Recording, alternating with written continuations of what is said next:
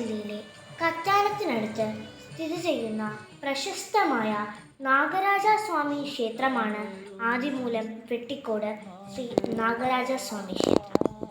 കേരളത്തിലെ ആദ്യത്തെ നാഗരാജ ക്ഷേത്രം ഇതാണെന്നാണ് വിശ്വാസം. നാഗരാജാവായ അനന്തനാണ് ഇവിടുത്തെ മുഖ്യപ്രതിഷ്ഠ. അനന്തന്റെ പുറത്ത് മഹാവിഷ്ണു ശയിക്കുന്നു എന്നാണ് വിശ്വാസം. അനന്ത ഭഗവാന്റെ തിരുനാളായ കന്നിമാസത്തിലെ ആയില്യമാണ് വെട്ടിക്കോട്ട് ആയില്യം എന്നറിയപ്പെടുന്നത്. നാഗദോഷങ്ങൾ മാറുന്നതിനും ശാപങ്ങൾ മാറുന്നതിനും നാഗങ്ങളെ ആരാധിക്കുന്നത് ഉത്തമമാണെന്നാണ് വിശ്വാസം.